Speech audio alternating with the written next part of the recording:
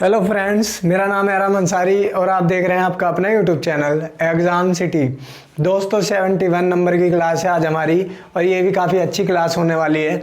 जैसे कि हम करवाते हैं 30 प्लस, है ना, 30 प्लस 35 या 40 क्वेश्चन।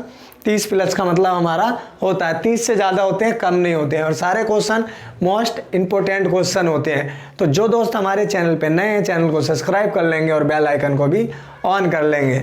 चलिए फिर चलते हैं आज के अपने पहले क्वेश्चन की ओर। तो पहला क्वेश्चन क्या कह रहा है? पहला क्वेश्चन दोस्तों हमारा कह रहा है भारत में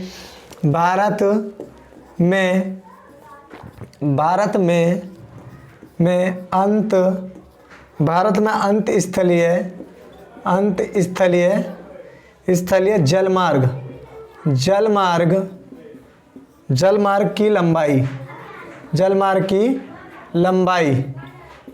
की लंबाई कितनी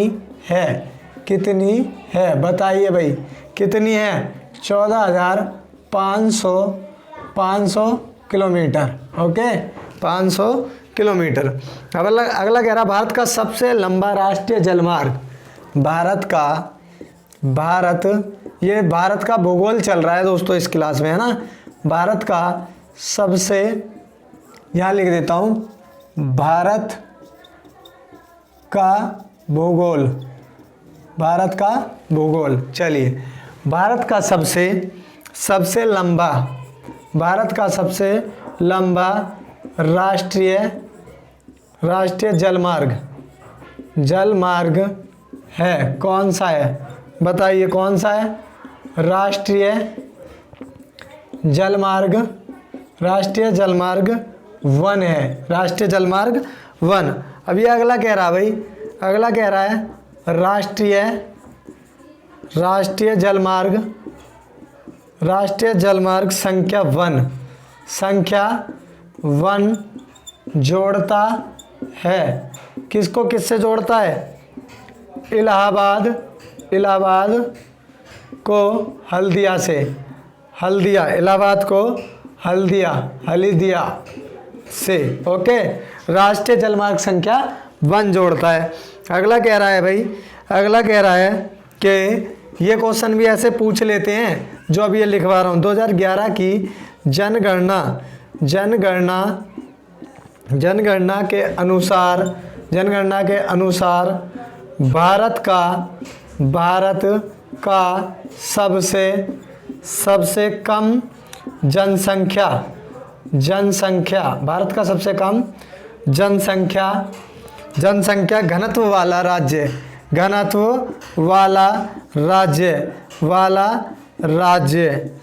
है, कौन सा है? अरुणाचल प्रदेश है, अरुणाचल प्रदेश। क्वेश्चन दोबारा पढ़ेंगे, देखिए 2001 की जनगणना है ना, 2001 का पूछ रहा है। 2001 की जनगणना के अनुसार भारत का सबसे कम जनसंख्या घनत्व वाला राज्य है, कौन सा है? अरुणाचल प्रदेश है। ओके, अब ये कह रहा है कि भारत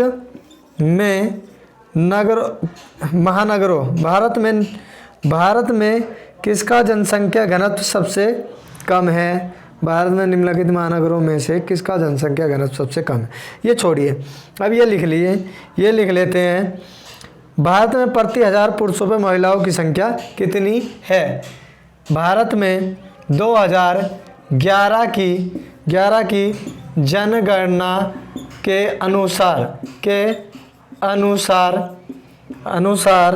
प्रति 1000 पुरुषों पर महिला की संख्या कितनी है? महिलाओं की संख्या कितनी है बताइए भाई, कितनी है? 940। यहाँ भी ध्यान रखेंगे 2011 की जनगणना के अनुसार पूछ रहा है, यहाँ पे 2001। इस तरीके के क्वेश्चन काफ़ी पूछता है। अब ये कह रहा है कि भारत के किस राज्य में महिलाओं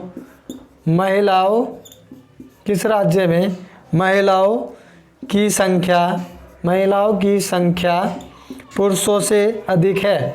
पुरुषों से अधिक है। बताइए भाई किस राज्य की है? केरल की। केरल, ओके, केरल। अगला क्वेश्चन क्या कह रहा है? भारत में सबसे कम लिंगानुपात वाला राज्य। भारत में सबसे कम लिंगानुपात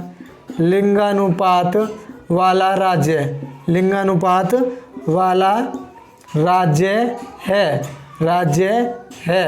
बताइए भाई कौन सा है? हरियाणा है। सबसे कम लिंगानुपात वाला राज्य कौन सा है? हरियाणा। अब ये कह रहा है, देखिए एक क्वेश्चन और है। 2011 की जनगणना के हिसाब से 2011 की जनगणना के रिपोर्ट के अनुसार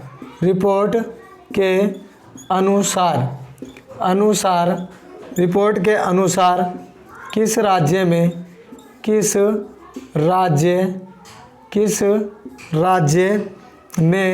साक्षरता की दर सबसे कम है? बताइए 2011 की जनगणना के हिसाब से साक्षरता दर। बिहार। आंसर क्या है मेरे दोस्तों? बिहार।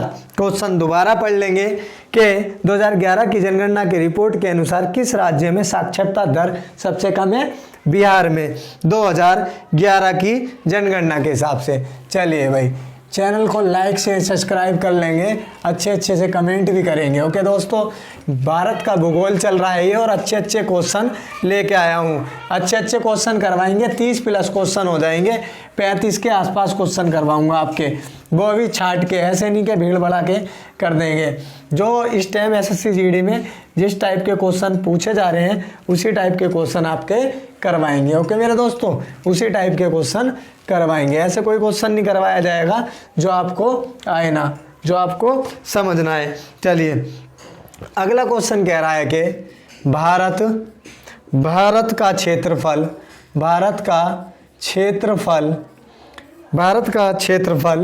विश्व के कुल भौगोलिक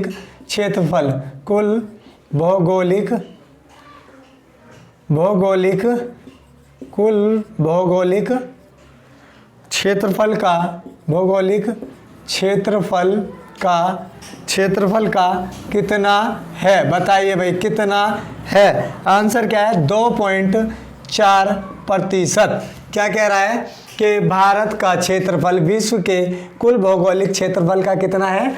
2.4% है। 2.4%। अगला कह रहा है ये कि भारत का क्षेत्रफल कितना है? भारत का क्षेत्रफल कितना है? भारत का क्षेत्रफल कितना है?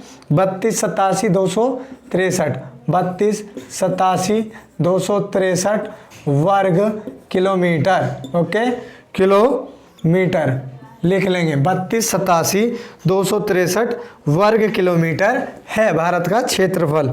अगला कह रहा है कर्क रेखा भारत के कितने राज्यों से होकर गुजरती है? कर्क रेखा भारत के कितने राज्यों से होकर गुजरती है? बताइए भाई कितने राज्यों से होकर गुजरती है? 8 राज्यों से होकर गुजरती है। अब ये कह रहा है कि किस राज्य से होकर कर्क रेखा का निकटतम है? छोड़िए, ये रहने दीजिए, अगला लिख लेते हैं। कौन सा नगर कर्क रेखा की निकटतम दूरी पर अवस्थित है? हाँ चलिए, ये पूछ रहा है कौन सा नगर कर्क रेखा से निकटतम दूरी पर अवस्थित है? बताइए भाई कौन सा नगर है? कौन सा है? अगरतला है, अगरतला। अगला क्वेश्चन कह रहा है अगला क्वेश्चन कह रहा है कि भारतीय मानक समय आधारित है। बताइए। 82.5 डिग्री पूर्व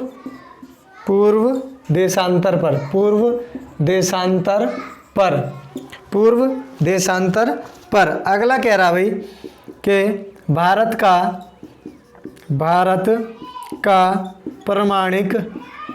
का परमाणिक समय उस स्थान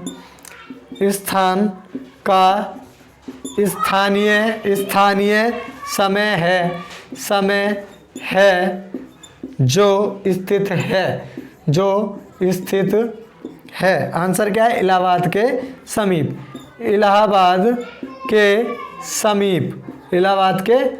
क्वेश्चन दोबारा से देख लेंगे। क्या कह रहा है कि भारत का परमाणिक समय उस स्थान का स्थानीय समय है जो स्थित है इलाहाबाद के समीप। ओके, चलिए अगला क्वेश्चन क्या कह रहा है? अगला क्वेश्चन कह रहा है भाई सिंधु नदी का उद्गम स्थल है। सिंधु नदी का उद्गम स्थल है। कौन सा है? मानसरोवर झील। और मानसरोवर झील का है? तिब्बत में। मानसरोवर झील सिंधु नदी का उद्गम स्थल।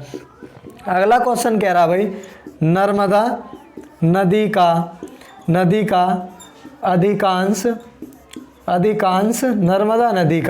अधिकांश भाग भारत के किस राज्य में बहता है? भारत के किस राज्य में बहता है? मध्य प्रदेश। किस राज्य में? मध्य प्रदेश में। चलिए भाई ऊपर से लिखवाते हैं, मिटा देते हैं इसको। क्वेश्चन दोबारा से पढ़ लेंगे एक बार। नर्मदा नदी का अधिकांश भाग भारत के किस राज्य में बहता है? मध्य प्रदेश में। नर्मदा नदी का मध्य प्रदेश में अधिकांश भाग बहता है। ओके दोस्तों, 1 लाइनर क्वेश्चन है, कोई दिक्कत नहीं होगी याद करने में। और जो दोस्त बिल्कुल नए हैं और पेपर देने जा रहे हैं उनके लिए बहुत आसानी रहेगी इन क्वेश्चनों को याद करने में। आराम से इजीली उनको याद हो जाएंगे, है ना दोस्तों? तो आराम से इजीली कर लेंगे। ओके, इसको मिटा देता हूँ। क्वेश्चन कह रहा है भाई गंगा नदी को बांग्लादेश में किस नाम से जाना जाता है? गंगा नदी को बांग्लादेश में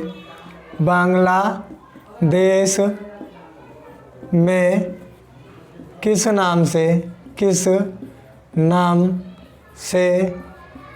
जाना जाता है? बताइए। पद्मा के नाम से। पद्मा। ओके, पद्मा नाम से। अगला क्वेश्चन कह रहा है ये गंगा एवं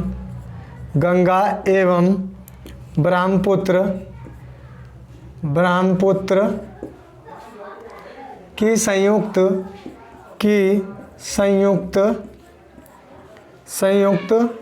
जलधारा किस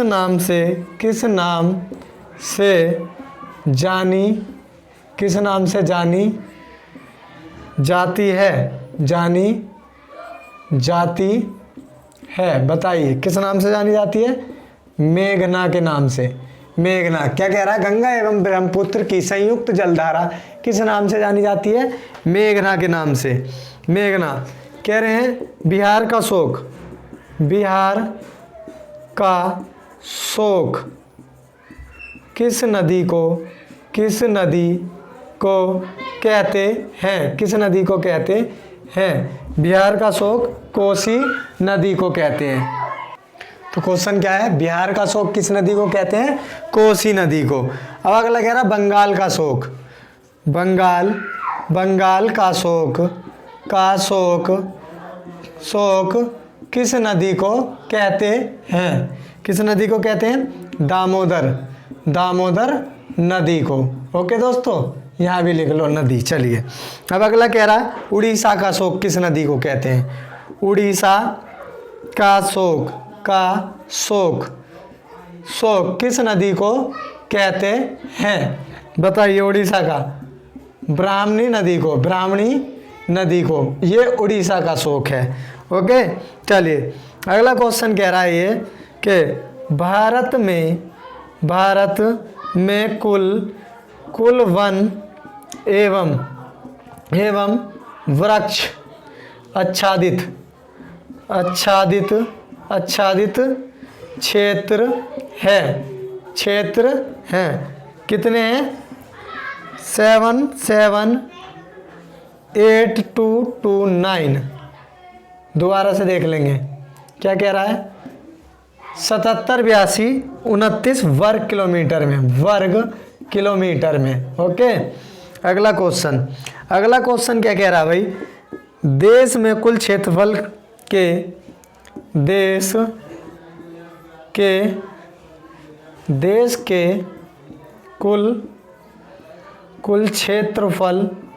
देश के कुल क्षेत्रफल के कितने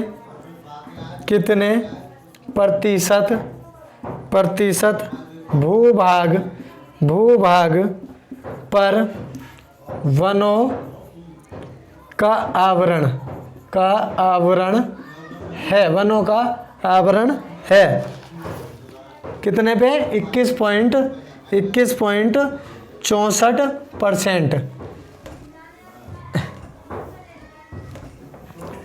21.64% पे दिख रहा है। यहाँ तक आपको दिख रहा है ना, इधर तक? हाँ, चलिए अगला क्वेश्चन कह रहा भाई, अगला कह रहा है भारत में सर्वाधिक क्षेत्र पर किस प्रकार की मिट्टी का विस्तार पाया जाता है?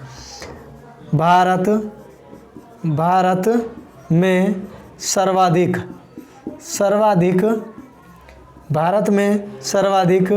क्षेत्र पर किस प्रकार की मिट्टी का विस्तार पाया जाता है? आंसर देंगे भाई। किस प्रकार की मिट्टी? जलोढ़ मिट्टी का विस्तार पाया जाता है। ओके, जलोढ़ मिट्टी। अगला पूछ रहा है सर्वाधिक समृद्ध मिट्टी होती है? कौन सी होती है? जलोढ़ मिट्टी। ओके, जलोढ़ मिट्टी होती है। जलोढ़ मिट्टी मिटा दें, ऊपर से करवाते हैं। ओके, ऊपर से क्वेश्चन करवाते हैं। चलिए, और क्लास को सब्सक्राइब कर लेंगे भाई। चैनल को सब्सक्राइब करेंगे, क्लास को लाइक करेंगे, है ना? क्लास को लाइक कर देंगे भाई, हमें भी लगेगा कि आप लोगों को अच्छी लग रही है, क्लास अच्छी लग रही है। ओके, और थोड़ा सा पीछे से शोर शराबा आ रहा है भाई, इसको माइंड ना करें बिल्कुल भी। ये लोगों का काम है यहाँ पे शोर मचाना। कितना भी समझाओ, रात को क्लास बना रहा हूँ और फिर रात में भी शोर मचाते हैं यहाँ पे। पता नहीं भाई सोते हैं या नहीं सोते ये। अब चलिए अगला क्वेश्चन है कि गंगा के मैदानों की पुरानी कछारी मिट्टी कहलाती है? गंगा के मैदानों की पुरानी कछारी मिट्टी कहलाती है। आंसर देंगे। क्या कहलाती है? बांगर कहलाती है। ओके, क्या है? गंगा के मैदानों की पुरानी कछारी मिट्टी कहलाती है बांगर, है ना? बांगर कहलाती है। कपास की खेती के लिए सर्वोत्तम मिट्टी कौन सी है? कपास की खेती के लिए सर्वोत्तम मिट्टी बताइए। सर्वोत्तम मिट्टी कौन सी है? काली मिट्टी है। काली मिट्टी कपास की खेती के लिए सर्वोत्तम मिट्टी है काली मिट्टी। ये कह रहा है कि अगला कह रहा है काली मिट्टी किस फसल की खेती के लिए सर्वाधिक उपयोगी है? तो कपास के लिए। अगला कह रहा है नीली क्रांति किससे संबंधित है? नीली क्रांति, नीली क्रांति किससे संबंधित है? संबंधित है। नीली क्रांति किससे संबंधित है? मत्स्य उत्पादन से। उत्पादन, मत्स्य उत्पादन से। ओके, मत्स्य उत्पादन से। अगला कह रहा है श्वेत क्रांति। श्वेत क्रांति, क्रांति का संबंध बताएं। श्वेत क्रांति का संबंध बताइए। श्वेत क्रांति का संबंध दुग्ध उत्पादन से। दुग्ध उत्पादन से। चलिए अगला कह रहा है कि दुग्ध उत्पादन के क्षेत्र में श्वेत क्रांति लाने का श्रेय किसको जाता है? श्रेय किसको जाता है बताइए। किसको जाता है? डॉक्टर वर्गीज कुरियन को। डॉक्टर वर्गीज कुरियन को जाता है। ओके, वर्गीज कुरियन श्वेत क्रांति के जन्मदाता यही हैं। अगला क्या है? ऑपरेशन फ्लड का संबंध है। ऑपरेशन फ्लड का संबंध है किससे? दुग्ध उत्पादन से। दुग्ध उत्पादन से ऑपरेशन फ्लड का संबंध किससे है दोस्तों? दुग्ध उत्पादन से। अगला क्वेश्चन क्या है? अगला क्वेश्चन ये कह रहा है कि भिलाई लौह इस्पात संयंत्र की स्थापना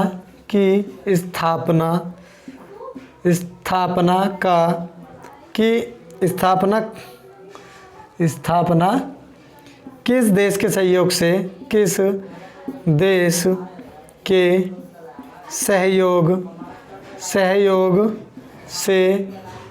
की गई है बताइए। भिलाई की किससे की गई है?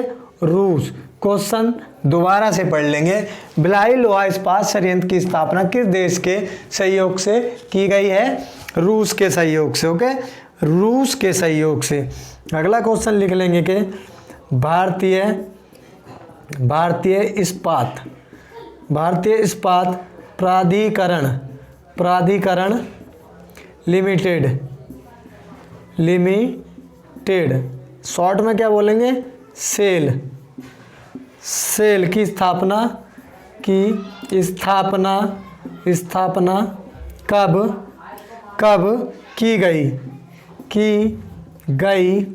थी बताइए। कब की गई थी? 1974 ईस्वी में। ओके दोस्तों, तो ये थे हमारे कुछ इस क्लास के मोस्ट इंपोर्टेंट क्वेश्चन।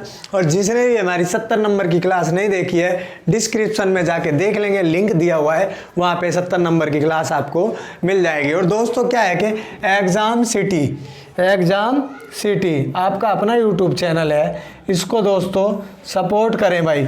ये चैनल आपको सपोर्ट कर रहा है, आपका भाई आपको सपोर्ट कर रहा है, इतनी अच्छी अच्छी जीके लिखवा रहा है, रीजनिंग भी पूरी करवा चुके हैं। तो आपका ही फर्ज बनता है चैनल को सब्सक्राइब कर लें और वीडियो को लाइक कर दिया करें, अपने दोस्तों के साथ भी शेयर करें। देखिए, सभी माँ बाप की उम्मीद हो आपके माँ बाप चाहते हैं कि आपका सिलेक्शन अच्छी से अच्छी गवर्नमेंट नौकरी में हो जाए। तो मैं भी आपके लिए दुआ करता हूं कि एसएससी जीडी के बच्चे हों या यूपीएसआई के बच्चे हों, सभी का सिलेक्शन इस बार होना चाहिए। तो दोस्तों उम्मीद ना छोड़ें, आशा बना के रखें, अच्छे से पढ़ाई करें। बेस्ट ऑफ लक आपके एग्ज़ाम के लिए।